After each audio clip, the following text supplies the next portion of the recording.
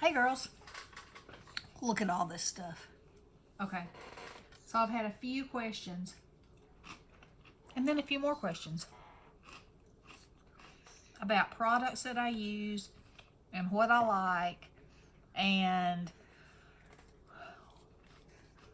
what I like to use, which might not be what everybody likes, but these things are what I have in my arsenal that I consider to be must-haves. Okay, so first I'll start out with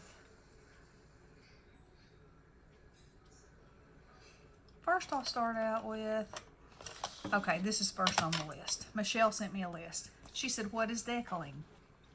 What is deckled? Okay, deckled is a rough edge. So you can create a rough edge using your scissors on the side. There's tools that they make for this, special tools, but you know, this works. Okay, so it makes a rough edge that lends something to looking worn. You can tear the edge, looking like this. You can sand the edge. Okay, so my scissors of choice are these Tim Holtz. And I have the 3 sizes of them. And I think they are amazing. One side is serrated, one side is not. They're self-sharpening, they're titanium. You can clean them, stuff doesn't stick to them like it does other scissors. And I think they're awesome.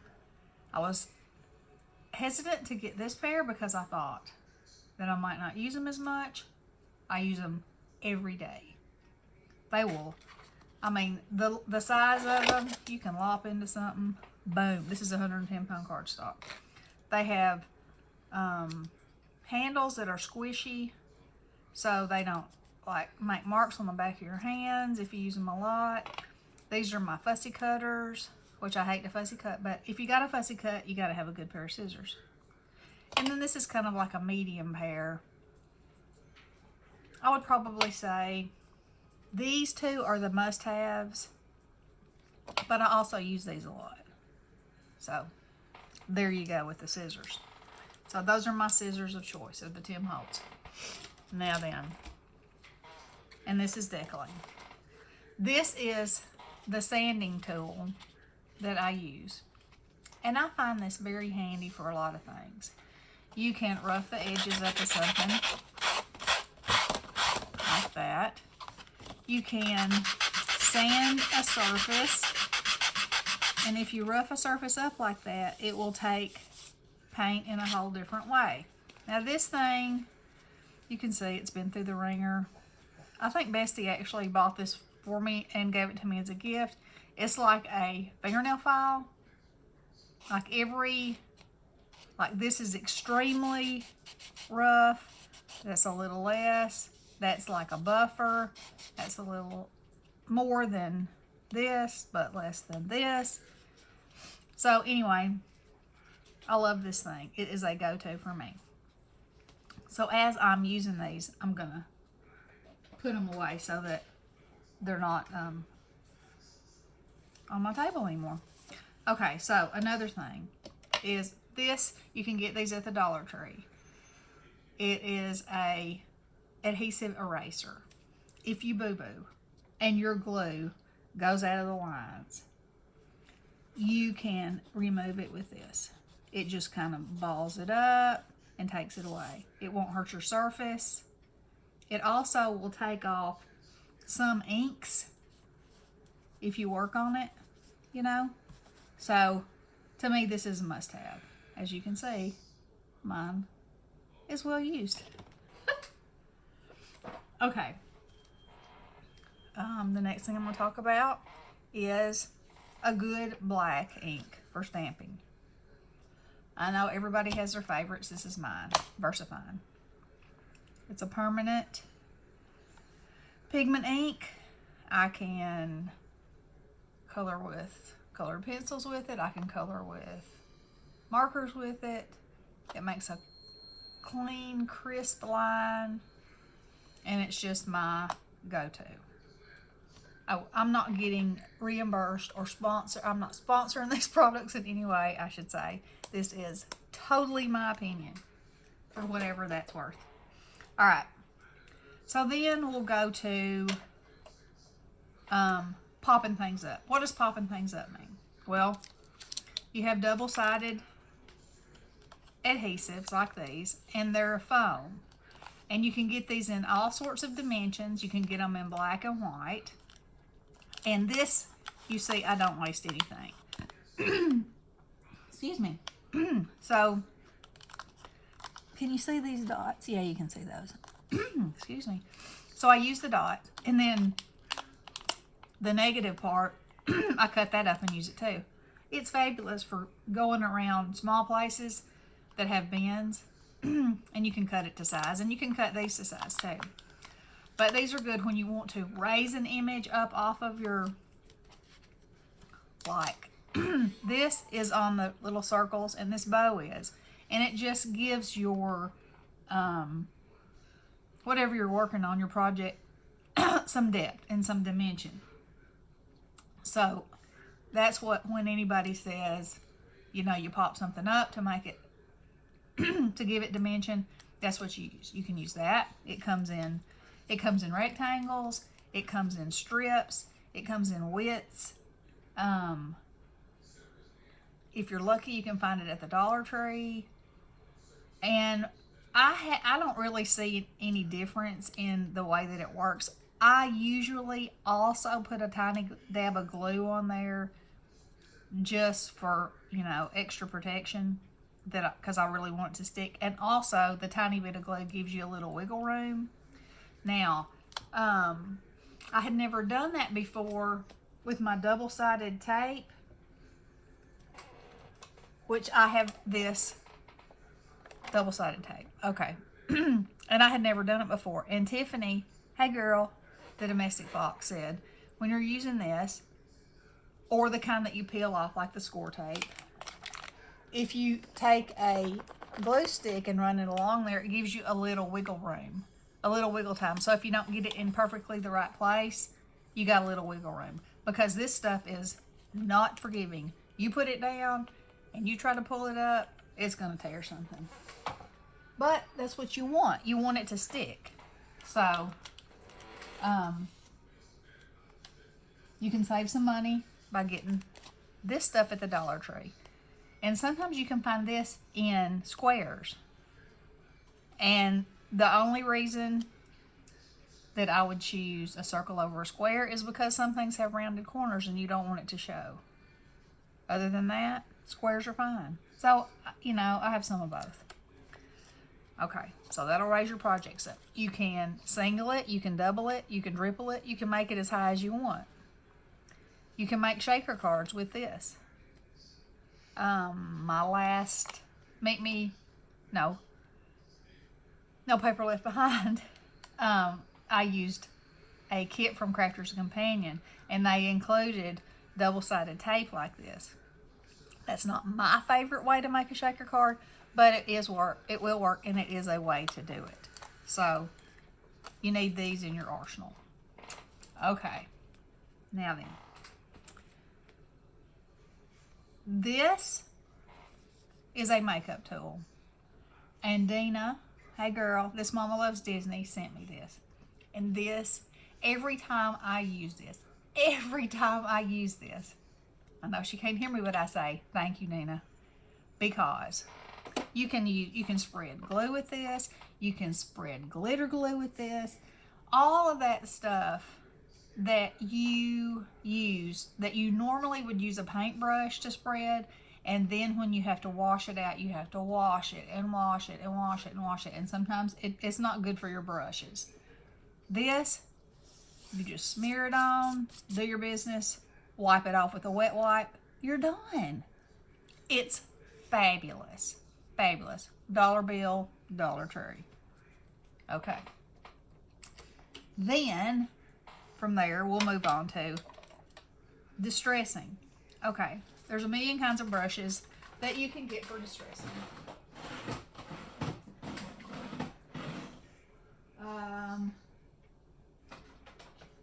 Okay.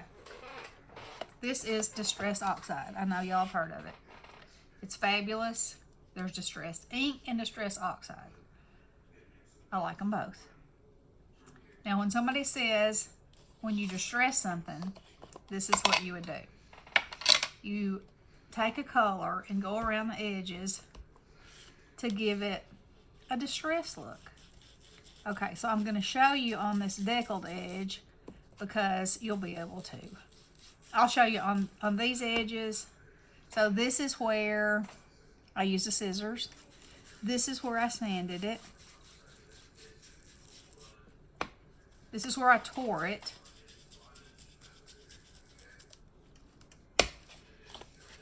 And this is just on a clean edge.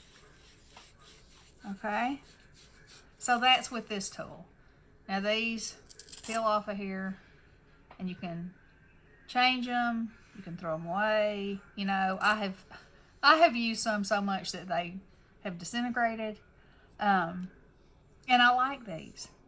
However, just when you think you have the best tool known to man, something else comes down the block. Now these things, this is actually, I think this one is from the Dollar Tree.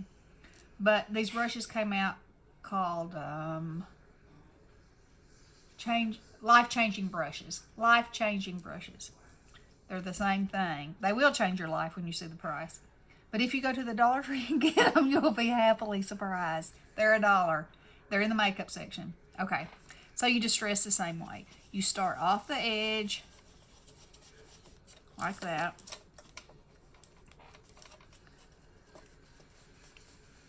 There we go. And the further you come in, the lighter it'll get because, you know, you're using more of your ink. Okay, so I'll do that. This was the side I sanded. And you just kind of do circular motions, and you can make it as deep or as light as you choose. So you see how that looks. And I prefer these, and this is the side I use the scissors on, because they don't tear up, you know, they're not foam.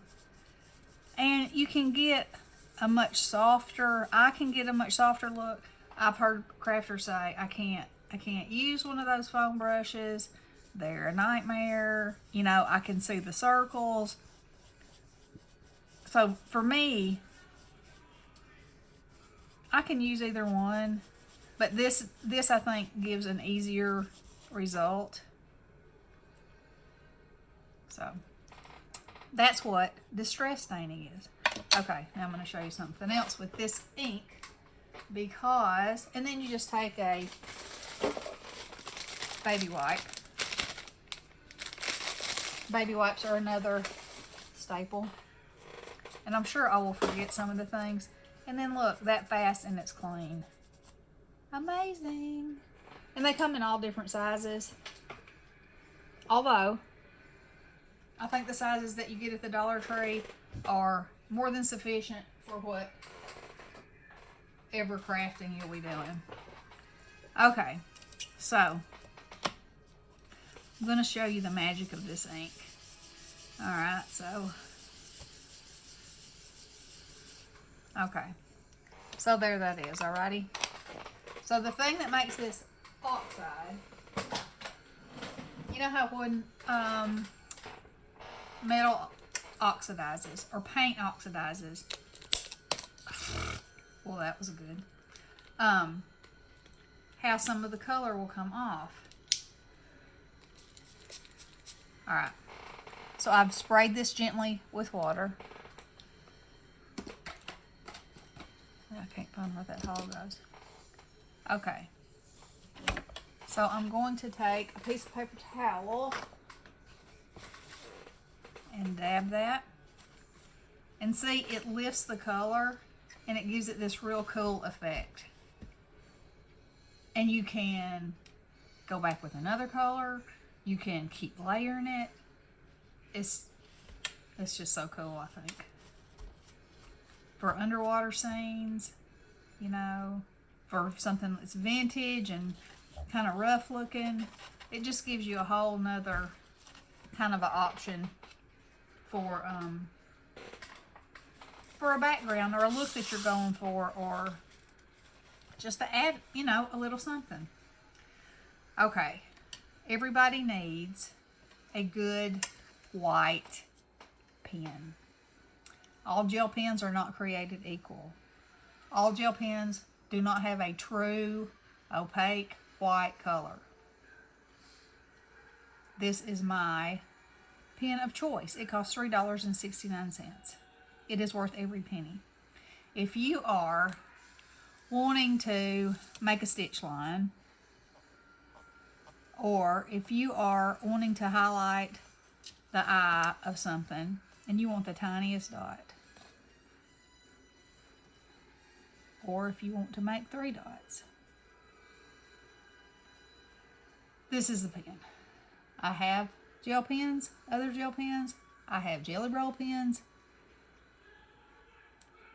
They're nothing in comparison to this.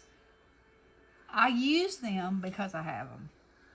But if I were to say, if you were to ask me what white pen is your take to a desert island, this is it. It is the Signo Unival pen. I love it. I love it. Okay. You're also going to need a permanent black marker that has a fine tip on it. Now, this is an 8. It writes, this is its, that's the size of it. I love these pens. Okay, here's a 3 for comparison. See, it's thinner. The smaller the number, the smaller the font gets. Now, I used to have a 1. I loved that one for tiny little things. This is the problem. If you touch one of these to something wet, ink, glitter glue, it's a goner. It is a goner. It won't ever write again, and your heart will be broken and you'll have to throw it away. So that's the bad thing about those. But it's a crisp line. If you stamp something and you want to add something to it, you can find the perfect line to go with your stamp. If you stamp something and you make a boo-boo, you can fill that line in with the perfect width. So for those reasons, that's my go-to. Okay, this is my bone folder. I have a bone folder with every scoreboard I've got. But this one, this is a Recollections, is my favorite. It's heavy, you know, in comparison. It's stiff. You can't bend it. I like the way I can hold it in my hand. You need a good scoring tool. Sooner or later, if you make a card, you're going to need to score it. There's lots of things. If you make a box, you're going to need to score it. If you make a bag, you're going to need to score it. You need a good score tool. Okay. There's that. Now, if you have a die cutter, you're going to need a good pick. Now, I have a Tim Holtz one that stays over with my big kick. And then I have this one that stays at my desk that I can use with my sidekick, my small die cutter. And this did have a much sharper end, and I have punched and picked so much with it that it is gone. This is supposed to be a multi-purpose tool. This is supposed to be a helpful tool to help you pick things up with. This is garbage. I despise this. It makes me crazy. I understand they make wax pencils. However, I use a white crayon for picking stuff up with. Because, you know, you got grandkids, you got a white crayon. But probably a more professional tool. And now I can't find my white crayon. I'm sure it has been used for something. But anyway, I like a white crayon. So, don't buy this for that. But everybody needs a picker to help you get your stuff out of your die cuts with.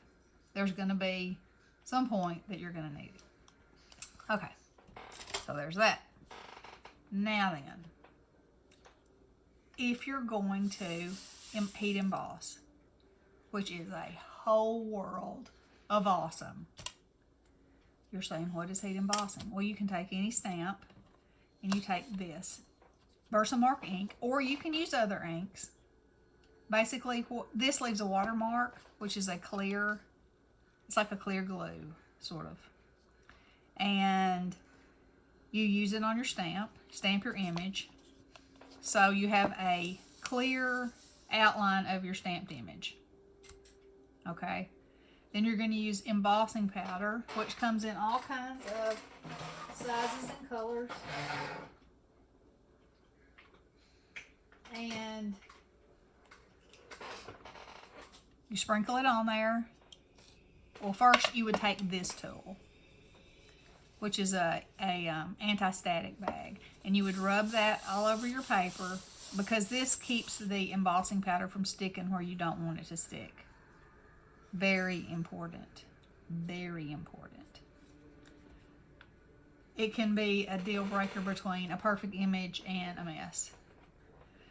Okay, so then you would stamp your image with this. Sprinkle your embossing powder. And all embossing powders are not created equal. I love Ranger. It's fine. It melts evenly. I have some brands that pit and sort of boil, and those I use for intentionally making weird things with. But when I'm making a stamped image that I want heat embossed, I want it to be crisp and clean. And I guess I should probably show you how that works. And then I'll show you my favorite, let me kind of see.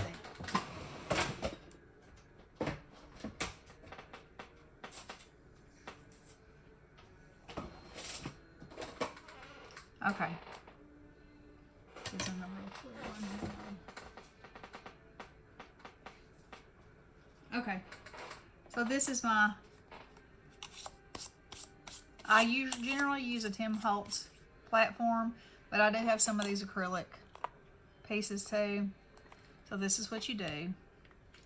You would stick it on there. It sticks by itself. Ink it up. And I already rubbed it with this. I'll do it again just for demonstration purposes. Stamp it down. Pull it up. Okay, so this is called a watermark.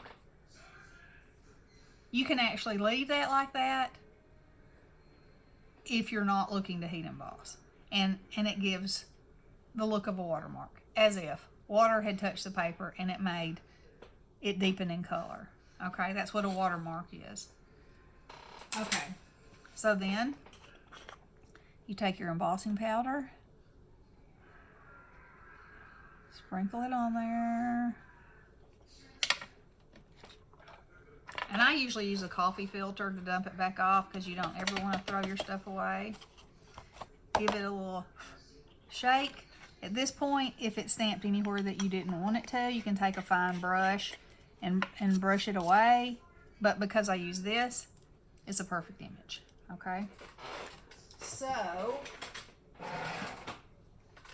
this is my embossing. It's a Chandler embossing gun. I love this thing. I love it. I had a beautiful purple one that I think probably came from Hobby Lobby. And it had 2 speeds, and I burned it up. And it would only go on the slow speed.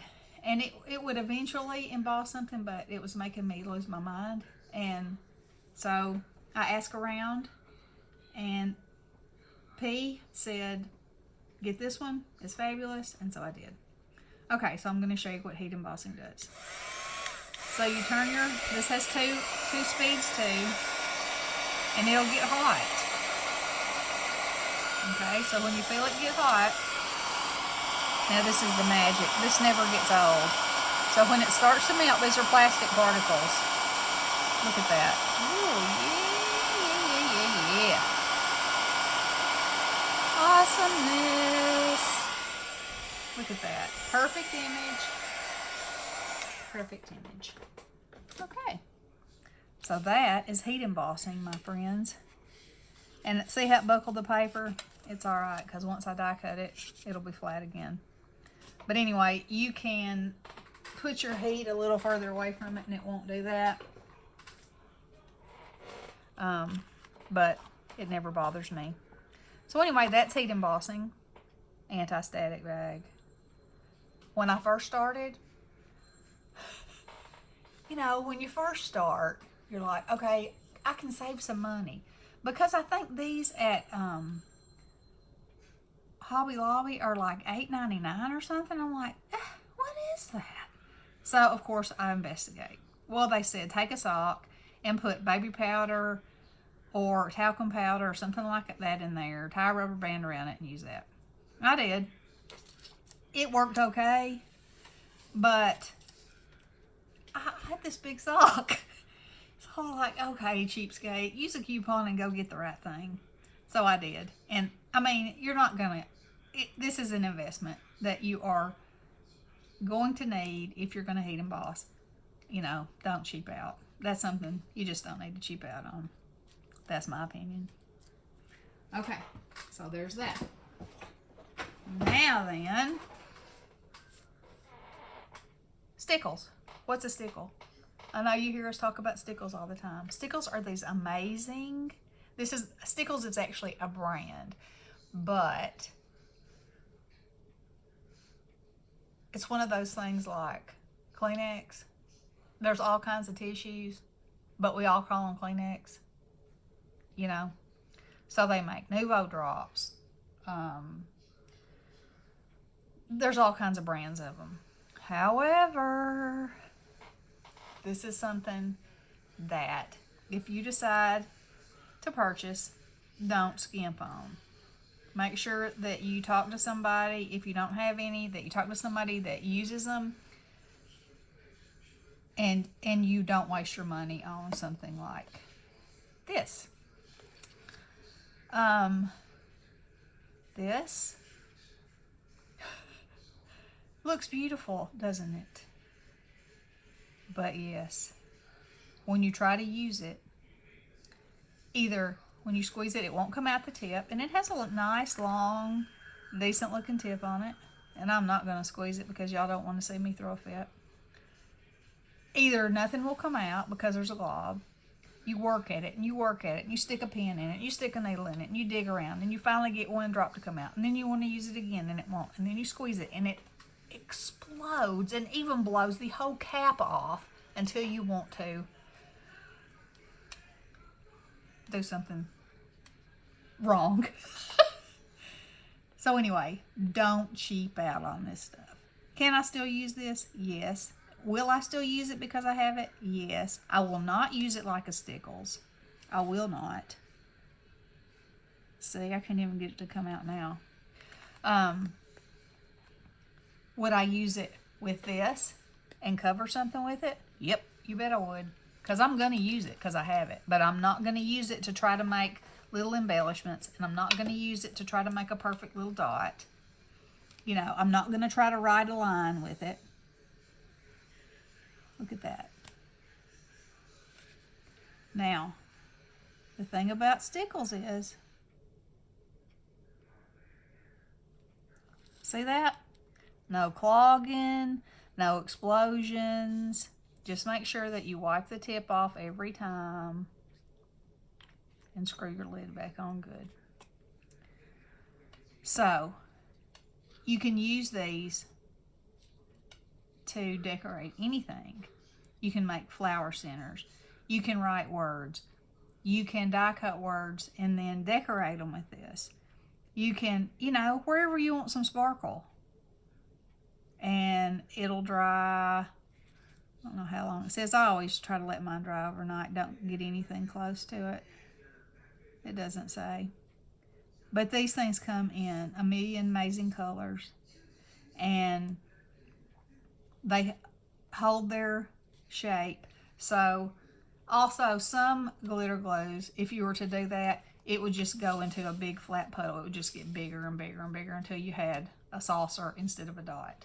Now these hold their shape, so I could make 20 of those little dots like that on this board, this glass mat, leave it overnight, come back in the morning, pick them off, and I could actually glue those onto something as little embellishments, like an enamel dot. So my recommendation is don't skip on the glitter stuff. Don't do it. You'll be sorry. Trust me. You'll be sorry. Been there, done that. I ain't doing it again. All right. Diamond dust. This magicness of the world. And that is exactly what it is. It is glass glitter. It is the most sparkly, most fantastic stuff for blinging out a project, for everything. Because after all, doesn't everything look better with a little sparkle on it? I say yes. So,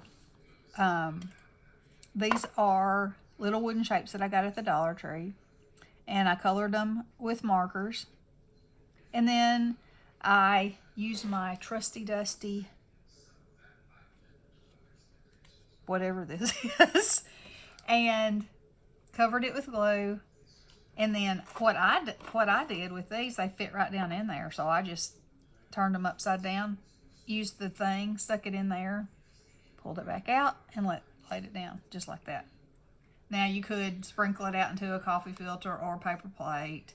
You know, you just want to be careful because it is glass. I've never been cut on it, but I'm sure that it could.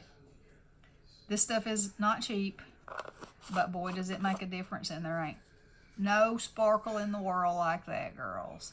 None. Ask Diane, Crafting with Fury. She can put diamond dust. She has the gift of diamond dust. I mean, and I'm sure there's other ladies out there that do too, but this girl, she has a gift for using diamond dust. So, these flowers I made, I just put a tiny little glue bead around the edge of the petals, dipped it in there, and you see, I think they look pretty fabulous. So, there's that. My favorite glue for card making is art glitter glue. Can you tell? Look at that bottle. Looks a little sad, doesn't it? I've tried the Barely art glue. I like it. I don't like it as much as art glitter glue. It is less expensive. I've had some well, you put this stuff on paper and your paper doesn't buckle, it doesn't try to warp, it doesn't try to act like it's wet, you know, and I've had that experience a little bit with the Barely art glue, so I just prefer art glitter glue. That's my go-to. I'm trying to think what else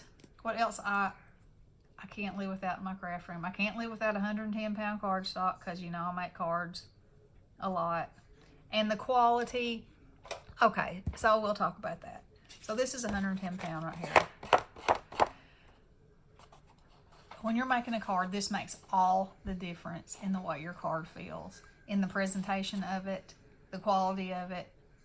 And you can get it on sale. Michael's has great 110-pound cardstock. And you can get it on sale, and it's worth it. It is worth it, just let me say. And if you're going to put your heart and soul into something that you make, you know, you'll want to make it nice. It needs to be nice. And when somebody gets a card and you know, they open it and they feel it in their hand, and it's, you know, it's not flimsy. I mean, to me, that makes a big difference. My glue gun. I have had the same glue gun. This is it. since the beginning of time. Glue gun. It has no brand. It has, even though that doesn't look like that big a hole, you can see that thing has been used. It shoots out too much glue. Okay. And if I turned it on and left it there, it would leave a big puddle. I keep it in case there's a big project and because it has the big glue sticks and I still have some, so there's no way I'm getting rid of it till I use it. But I got this Sure Bonder. I believe I got it at Hobby Lobby. And you can see, I accidentally left it on all night one night. And it came out ticking, so that's a good testimony. And that my house didn't burn down. That's another good testimony. So anyway, this shoots out a tiny little line of glue. It has a kickstand, you know. The only thing I wish it had, which I might work on, is that it tries to slide off my desk because that's slick in my glass mat. But if I had one of those little rubber frame stoppers I could put on there, or even a glue dot I could put on there, and that would be better. So anyway, yeah, that's my glue gun. Everybody needs a glue gun. Everybody needs a glue gun. Let me look around. Like I said, I'm sure there's more. Oh, you need a paper cutter. I found out recently that Fiskars paper cutters have a lifetime warranty. That's the kind I have that I have had for a million years. I'll show it to you. I've had it for so long that I have rubbed the numbers off right here. And these are the numbers that I use the most, obviously. And so I have a file in with them because supposedly they'll either send me a brand new one or send me a replacement part for this. As old as this is, I feel like they'll probably send me another one. But I even attempted to do these lines on there with a permanent marker, but as you can see, they didn't stay. That's how cheap I am. Okay, my die cutter is a big kick. My big die cutter, and it's over there. And this is my desk. And I have a sidekick that I use here that I cut out. Excuse me. Excuse me. Sentiments, you know, anything small, I use this for. You know, I've hurt my shoulder, and so I have an electric one pre-ordered. Woo-hoo! But my hubby's been cutting stuff out for me, and I've been using my left hand some. And I mean, I love Sizzix products. The only thing that I don't like about a die cutting machine is the fact that the plates, I can wear out a plate in no time. But, you know, it's the nature of the beast, I guess. And I'll keep using it even if it's warped until it stops cutting. And then it's like, okay, can't cut with this bowl anymore. And I'm not kidding when I say bowl. But I do wish that they could come out with something where it wouldn't warp, so, you know, where they wouldn't get like that. And I flip them and I do everything I'm supposed to do, but still, that tends to happen. Let's see. Trying to think if there's anything else. I'm sure there's other things that y'all can think of that I'm not thinking of right now. But that gives you a little clue of what I work with every day. Those things I work with every day. Now, I have luxury items that I call luxury items that I don't use every day, but I have them and I use them. I just don't use them every day. You know, I have glossy accents. I have a pair of pliers and a pair of cutters. I have these two pens, which I absolutely love, that are Krylon leafing, gold and silver leafing pens. They're beautiful. Beautiful.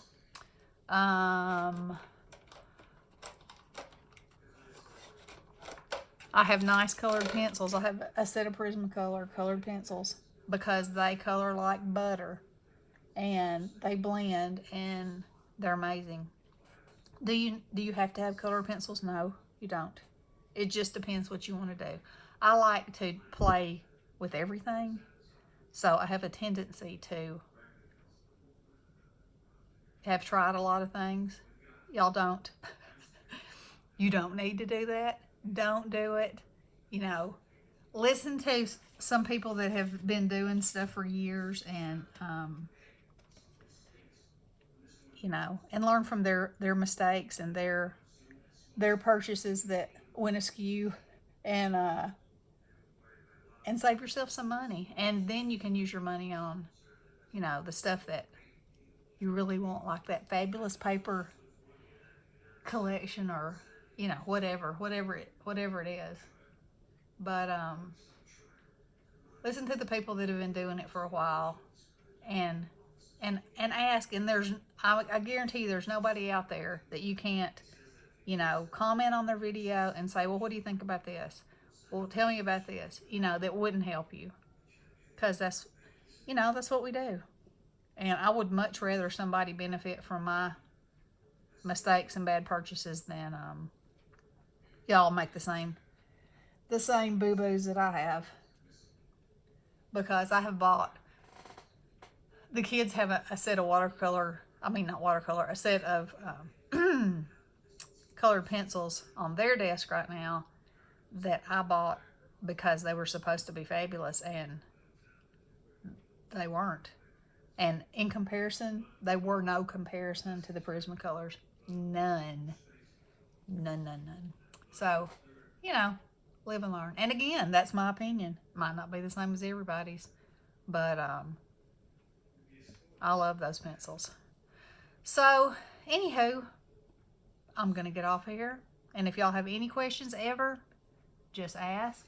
I'll either answer you, or I'll do a video and try to combine it with other people's questions, you know, or email me or whatever. And I'll give you my honest opinion. And hope it helps you, and hope it saves you some money. Okay, girls, I'm going to go. Love you guys. Blessings.